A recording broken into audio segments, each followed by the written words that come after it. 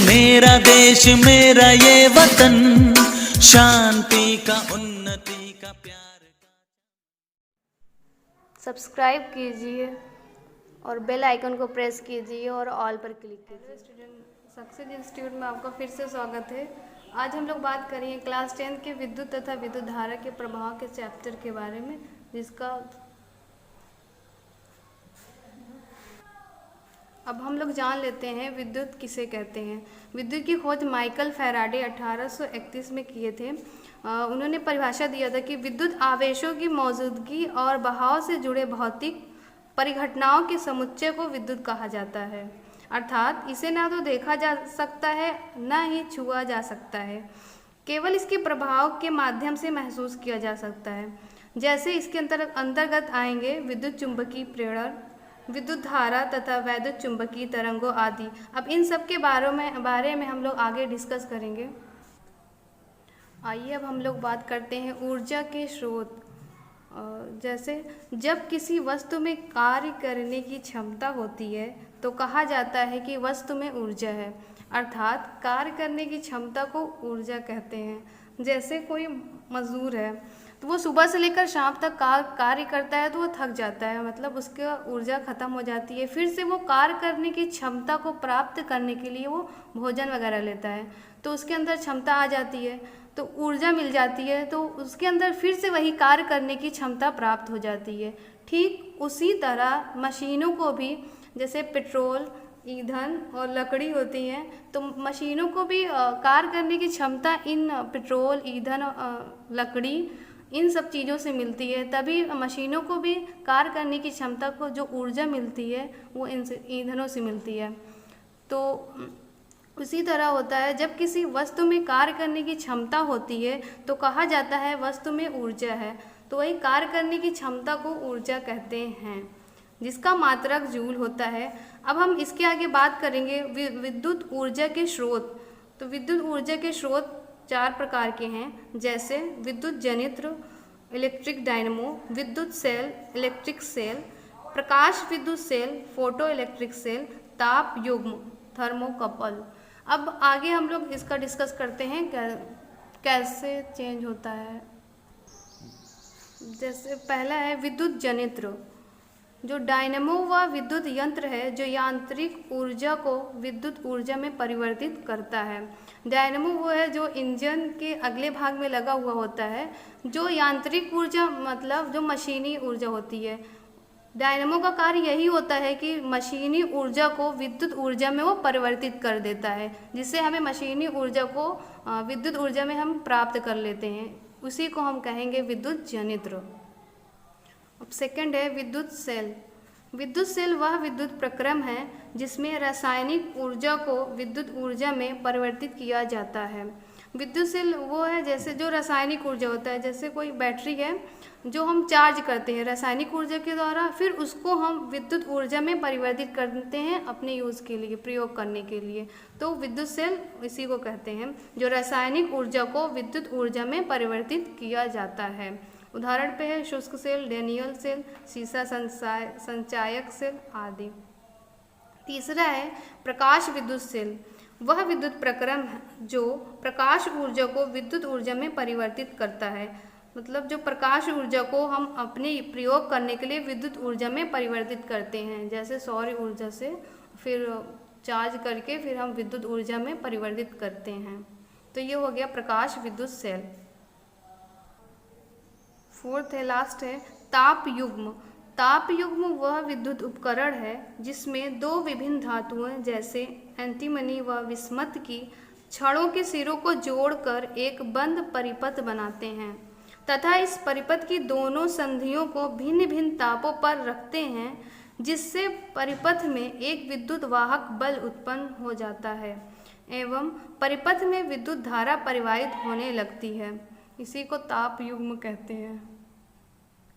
अब हम लोग बात करते हैं विद्युत धारा तथा विद्युत आवेश। तो विद्युत धारा है एकांक समय में किसी परिपथ में प्रवाहित आवेश की दर को विद्युत धारा कहते हैं। जैसे यहाँ पे देखिए यहाँ पे देखिए दो सिरे हैं, एक प्लस का एक माइनस का। तो एक सिरे से दूसरे सिरे तक बहने वाली विद्युत धारा की जो आवेश की दर होती है, मतलब जो विद्युत धारा में जो बहने की आवेश के जो समय लगता है उसको क्या कहेंगे, विद्युत धारा कहते हैं। अब हम लोग बात करते हैं विद्युत बल। जो प्रोटॉन इलेक्ट्रॉन के बीच लगने वाले इस प्रतिकर्षण और आकर्षण बल को विद्युत बल कहते हैं। जैसे प्रोटॉन और इलेक्ट्रॉन के बीच जो आकर्षण और प्रतिकर्षण होता है, आकर्षण इट मीन्स जो अपनी ओर खींचते हैं, और प्रतिकर्षण मतलब अपने से दूर जो करते हैं, उनके बीच मतलब प्रोटॉन और इलेक्ट्रॉन के बीच में जो बल उत्पन्न होता है उसी को कहेंगे विद्युत बल। दूसरा है विद्युत आवेश। तो मूल कणों की इस गुण को, मतलब ये जो प्रोटॉन और इलेक्ट्रॉन के बीच जो आकर्षण और प्रतिकर्षण होता है, इन्हीं के गुण को जिसके कारण विद्युत बल उत्पन्न होता है उसे हम विद्युत आवेश कहा जाता है। जैसे मूल कणों की इस गुण को जिसके कारण विद्युत आवेश में क्या होगा कि जो विद्युत बल जो उत्पन्न होता है उसी को हम कहेंगे विद्युत आवेश कहा जाता है। अब हम लोग बात करते हैं विद्युत आवेश के बारे में। जो 3 मूल इलेक्ट्रॉन कण हैं, जैसे इलेक्ट्रॉन, दूसरा है प्रोटॉन, तीसरा है न्यूट्रॉन। तो इलेक्ट्रॉन के बारे में पहले ये जानते हैं, इलेक्ट्रॉन और प्रोटॉन और न्यूट्रॉन की खोज किसने की। तो इलेक्ट्रॉन की खोज जोसेफ जे थॉमसन ने 1897 ईस्वी में की थी। प्रोटॉन की खोज अर्नेस्ट रूथरफोर्ड ने 1911 में खोज की थी, और न्यूट्रॉन की खोज जेम्स चैडविक ने 1932 ईस्वी में खोज की थी। और इलेक्ट्रॉन का द्रव्यमान देखते हैं। इलेक्ट्रॉन का द्रव्यमान है 9.1 × 10⁻31 kg किलोग्राम है, और प्रोटॉन का द्रव्यमान है 1.67 × 10⁻27 किलोग्राम।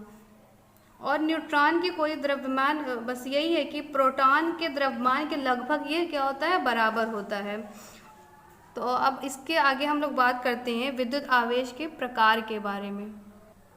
अब देखिए विद्युत आवेश 2 प्रकार के होते हैं। पहला हो जाएगा धनात्मक, दूसरा ऋणात्मक। धनात्मक में प्रोटॉन आते हैं और ऋणात्मक में इलेक्ट्रॉन होते हैं। और न्यूट्रॉन की बात करते हैं, ये क्या होते हैं, एकदम उदासीन टाइप होते हैं, जो उसको हम शून्य के रूप में लिखते हैं।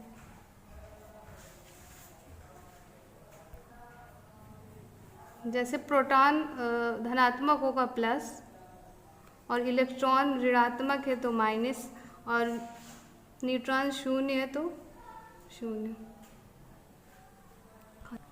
अब हम लोग बात करते हैं विद्युत धारा की दिशा, डायरेक्शन ऑफ इलेक्ट्रिक करंट। कैसे किस साइड विद्युत जो धारा होती है, धारा की दिशा बहती है। तो पहले ये देखते हैं, विद्युत धारा की दिशा धन आवेश की गति की दिशा में तथा ऋण आवेश की गति की दिशा के विपरीत मानी जाती है। जैसे यहाँ पे फिगर में समझिए, ये क्या है, आवेश की गति की दिशा है, मतलब ये पॉजिटिव है। आवेश की गति की दिशा, धारा गति की दिशा इस साइड है। तो अगर पॉजिटिव धनात्मक होगा तो धारा की दिशा भी क्या होगा, उसी साइड बहेगा जिस तरफ आवेश की गति बहती है। ठीक उसी तरह इसमें है, अगर ये ऋणात्मक होगा, माइनस में होगा, तो आवेश की गति की दिशा जिस साइड होगी तो धारा की दिशा उसके विपरीत होगी, एकदम उल्टा होगा। तो ये विद्युत धारा की दिशा हो गई। अगर धनात्मक है तो उसी धारा की दिशा उसी साइड होगी, अगर ऋणात्मक है धारा की दिशा विपरीत साइड होगी। तो इसकी परिभाषा यही है, विद्युत धारा की दिशा धन आवेश की गति की दिशा में, धन आवेश है तो गति की दिशा में होगी, उसी की दिशा में, तथा ऋण आवेश की गति की दिशा में क्या होगा, ऋण आवेश की गति की दिशा में विपरीत होगा। अब हम लोग बात करते हैं विद्युत धारा की तीव्रता। विद्युत धारा की तीव्रता और विद्युत धारा एक ही है। डेफिनेशन देखिए, विद्युत आवेश के प्रवाह की समय दर को विद्युत धारा की तीव्रता कहते हैं। इसे केवल विद्युत धारा भी कहते हैं। अब हम लोग फिगर में ये समझते हैं, ये एक चालक है।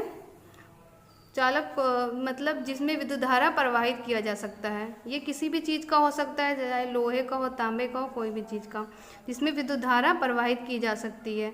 अब ये एक चालक है, इसका एक अनुप्रस्थ काट है। यहाँ पर हम लोग एक आवेश प्रवाहित करते हैं, और जो ये आवेश प्रवाहित होता है इसमें जो लगने वाला जो समय अंतराल होता है, जो लगने वाला जो समय होगा, उस आवेश की दर को हम विद्युत धारा कहते हैं। जैसे यहाँ पे देखिए चालक की क्या है, अनुप्रस्थ काट है, जो ए से होकर समय अंतराल टी में आवेश की मात्रा क्यों प्रवाहित हो, तो विद्युत धारा क्या होगी, विद्युत धारा बराबर हो जाएगा आवेश, यही क्यों जो आवेश प्रवाहित कर रहे हैं, और अपॉन हो जाएगा समय, जो टी समय में प्रवाहित कर जो लगने वाला समय होता है वो हो जाएगा क्यू अपॉन टी। तो फार्मूला हो जाएगा I equal to Q upon T. I यहाँ पर विद्युत धारा है, क्यों ये आवेश है, टी यहाँ पे समय है।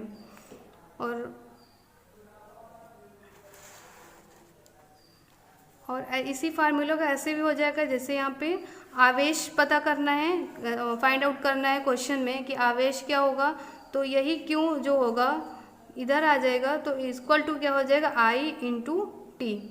तो इससे क्या पता हो जाएगा आवेश, जैसे प्रवाहित आवेश इक्वल टू क्या होगा विद्युत धारा आई इंटू टी, जो समय अंतर होगा, और विद्युत धारा की जो मात्रक होगा वो होगा ampere.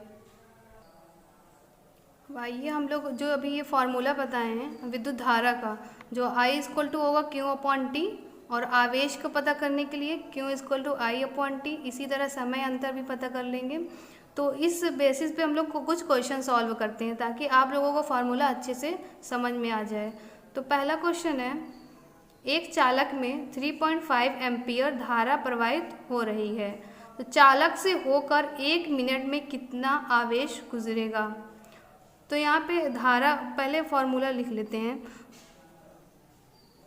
I equal to Q upon T. तो यहाँ पर धारा है आई इक्वल टू है 3.5 एम्पियर, एंड चालक 1 मिनट में, टाइम टी बराबर इक्वल टू क्या है 1 मिनट। अब इसी मिनट को हम सेकेंड में बदल लेंगे तो हो जाएगा 60 सेकेंड, ताकि क्वेश्चन सॉल्व हो जाए। अब देखिए इसी फॉर्मूला पर रखते हैं, पहले क्यों पता करना है, तो आई हो जाएगा टी, इधर से इधर आ जाएगा तो इनटू में टी इक्वल टू क्यू। तो आई दिया है 3.5 इंटू टी हो जाएगा 66,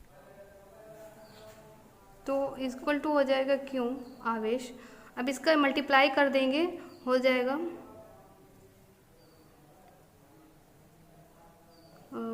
पॉइंट यहाँ पे हो जाएगा 210 इक्वल टू क्यू। तो आवेश आ जाएगा, यहाँ पे लिख देते हैं क्यू इक्वल टू 210 कूलाम आवेश,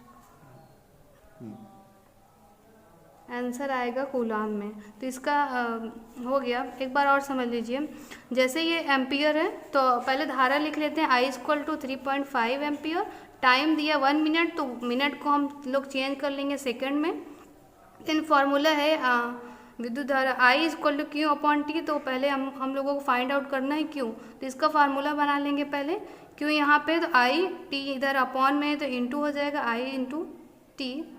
तो आई इक्वल टू दिया है 3.5 एम्पियर इंटू टी बराबर दिया है 1 मिनट, तो सेकेंड ये लिखेंगे 60 second equal to Q. Multiply करने पर मिलेगा 210, तो आवेश को क्यों इक्वल टू हो जाएगा 210 कूलाम, क्योंकि आवेश का मात्रक जो रहेगा वो कूलाम में रहेगा।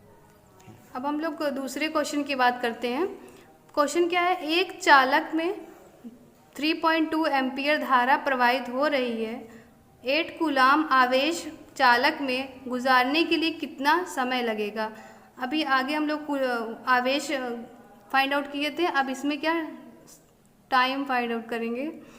तो पहले लिखते हैं, फार्मूला यही है I equal to Q upon T.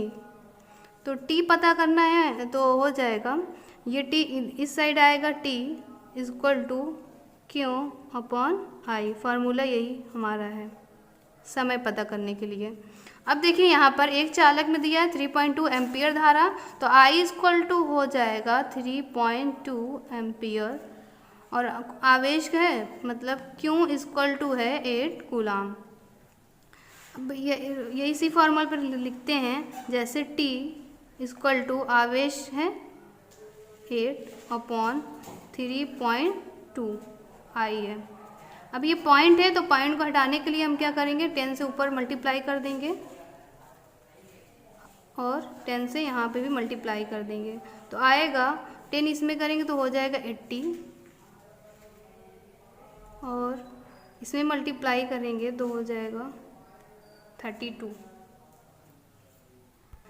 अब इसका मल्टीप्लाई करने पे आया 80/32। तो अब इसको हम करेंगे, जैसे 8 से 8 आ जाएगा 10 और 8 से 32, तो हो गया 10/4। अब इस 10 को 4 से भाग करेंगे तो हो जाएगा 2.5। ये टाइम पता करने का था तो यहाँ पर हो जाएगा सेकेंड। एक बार समझ लीजिए, क्वेश्चन है, एक चालक में 3.2 एम्पियर धारा प्रवाहित हो रही है, 8 कूलाम आवेश चालक में गुजारने के लिए कितना समय लगेगा। तो पहले फार्मूला लिखते हैं, I equal to Q upon T. तो समय के लिए बनाएंगे टी इक्वल टू, टी इधर आएगा तो टी इक्वल टू आई यहाँ आ जाएगा, क्यू अपॉन आई। तो धारा दिया है आई इक्वल टू दिया है 3.2 एम्पियर और आवेश दिया है 8 कूलाम। तो हो गया टी इक्वल टू यही आवेश का लिखेंगे 8 अपॉन 3.2। अब इसको पॉइंट हटाने के लिए हम लोग 10 से मल्टीप्लाई कर देंगे, तो 10 से मल्टीप्लाई करेंगे 80 आएगा, इसमें भी 10 से मल्टीप्लाई करेंगे तो 32 हो जाएगा। हो गया 80/32। अब ये 8 से ही भाग कर देंगे तो हो जाएगा, यहाँ पे 10 मिला, फिर 8 से गया, 8 4 जा 32, 10/4 हो गया। अब इसको 10 को 4 से ही डिवाइड कर देंगे तो 2.5 सेकेंड आ जाएगा। तो यहाँ पे जो समय पूछा है यही हो जाएगा आंसर। अब अगला क्वेश्चन है, एक चालक में 120 कूलाम आवेश गुजारने पर 1 मिनट लगता है, तो चालक में बहने वाली धारा ज्ञात कीजिए। तो फार्मूला वही है, I equal to Q upon T. बस इसमें यही धारा ही ज्ञात करना था। तो आई यहाँ पे दिया है कूलाम, मतलब क्यू इक्वल टू दिया है 120 और टाइम दिया है 1 मिनट। तो मिनट को चेंज कर लेंगे तो सेकंड कर लेंगे, 60 सेकंड। तो हो गया आई इक्वल टू 120 अपॉन 60 सेकंड। अब ये कट गए, हो जाएगा आई इक्वल टू 12/6 आएगा answer, I equal to 2 ampere. तो समझ लीजिए, एक चालक में 120 कूलाम आवेश गुजारने पर 1 मिनट समय लगता है, तो चालक में बहने वाली धारा क्या होगी। तो फॉर्मूला ये I equal to Q upon T. तो कूलाम दिया है 120 कूलाम लिख देंगे, फिर 1 मिनट को हम चेंज करेंगे सेकंड में, तो यहाँ पे 60 सेकंड हो गया। अब इसको 120 को 60 सेकंड से डिवाइड करने पर मिल जाएगा 2। अब आई जो धारा होती है वो एम्पियर में होता है, तो आंसर हो जाएगा 2 एम्पियर।